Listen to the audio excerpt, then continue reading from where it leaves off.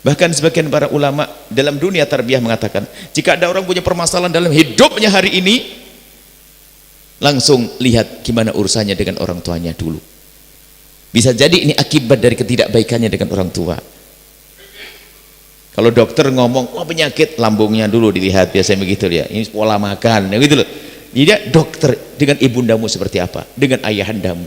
Segera berdamai kalau ingin mendapatkan pertolongan dari Allah. Berdamai dengan orang tua. Ini cium tanganmu yang serius, cium tangan orang tua yang serius. Bertutur katalah yang lembut. Orang tua ngomong kasar, jangan membalas dengan kekasaran. Diam, tidak membalas. Dan jangan nampakkan mimik wajah yang tidak baik dengan orang tua. Sama sekali jangan. Biarpun orang tuamu misalnya mengatakan, jangan. Berlatih untuk ini. Gambarkan kau balik, Anda balik. Bahasanya itu Anda dan anak Anda adalah Anda. Apakah Anda rela di saat, apakah Anda senang kalau anak Anda bermuka cemberut? Kita menjadi anak. Sampai dalam Al-Quran, fala taqul lahuma uffin. Termasuk dianggap durhaka itu mengatakan uff. Uff itu bukan memukul, bukan membentak. Hanya kalau berbicara itu tampak kalau kita tuh gak nyaman. Iya ya Mi, iya. Pengen aja segera selesai kalau ngomong. Pengen segera lari. Uff itu atau dojar, maksudnya kalau ngomong iya ya Mi, iya ya.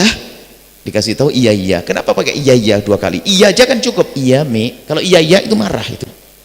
Harus sadar kita sering. Kadang pernahkah kita di saat nasihati orang tua kita sambil begini, iya ya, iya ya, sambil mukul-mukul, sambil kita main-main. Apalagi sambil nyanyi, dinasihati malah nyanyi. Ayo, sekarang kita perlu koreksi betul. Kita perlu membuat contoh sebanyak-banyaknya model-model orang durhaka halus. Jangan-jangan itu adalah kita. Sehingga nasihat ini adalah menyadarkan, bukan hanya memukul, bukan membentak, bermacam-macam cara orang durhaka kepada orang tua.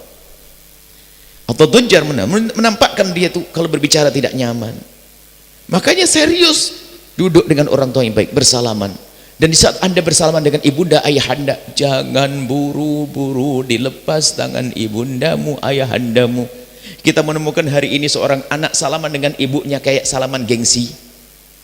Kalau bersalaman yang serius kau pegang, jangan lepas sebelum ibumu melepas, sebelum ayahmu melepas. Tampakkan kalau dirimu adalah benar-benar rindu, itu akan masuk ke hati ibundamu, menjadikan ridha orang tuamu. Yang salaman aja ragu-ragu. Innalillah. Pegang tanganmu, cium tangannya, cium kening ibundamu. Jangan berani duduk misalnya ibundamu lebih rendah daripada posisi dudukmu dalam keadaan normal, kecuali kita lagi ceramah, ayah kita di bawah, ibu kita di bawah. Memang ceramah dianjurkan lebih tinggi, ini sunnah, membuat tempat lebih tinggi itu sunnah, dan Nabi melakukannya. Kenapa? Biar orang bisa melihat. Dalam khutbah Jumat itu disunahkan kita menghadap melihat khutib. Akhirnya semua ceramah begitu, supaya melihat itu konsentrasi lebih, dan ada penyambung hati antara yang melihat dan yang dilihat, yang bicara. Makanya Nabi waktu naik keledai, kalau mau ngomong naik batu yang tinggi, atau istilahnya ada dimimbarkan, itu adalah dianjurkan supaya kalau kita ngomong di bawah bingung di mana sih ngomongnya, gini-gini semuanya. Nah, ini anjuran ini. Kalau bang orang tuamu menyuruhmu untuk berbicara suatu ketika di tempat lebih tinggi ada masalah, tapi dalam keadaan normal nggak mungkin bisa seorang anak ibunya bekti, kemudian bapaknya di bawah, ibunya di bawah, dia duduk lebih tinggi tempatnya. Ini bentuk akhlak zahir ya, belum masuk batin. Belum masuk batin. Kalau bicara dengan orang tua, pastikan kita sering melihat ke bumi daripada melihat ke langit. Biasa ibu, iya umi, iya ayah, iya ayah, iya ayah, oh, iya ayah, iya ayah. Dari bentuk itu penting sekali. Dimulai dari hal-hal semacam ini, dan harus kita latih. Janah dzul itu begitu, tawadhu. Bentuk zahirnya itu zahir tawadhu dulu, perilaku sopan santun kalau berjalan di hadapan orang tua. Nah, ini adalah dari tutur kata, jangan mengangkat suara melebihi dari orang tua.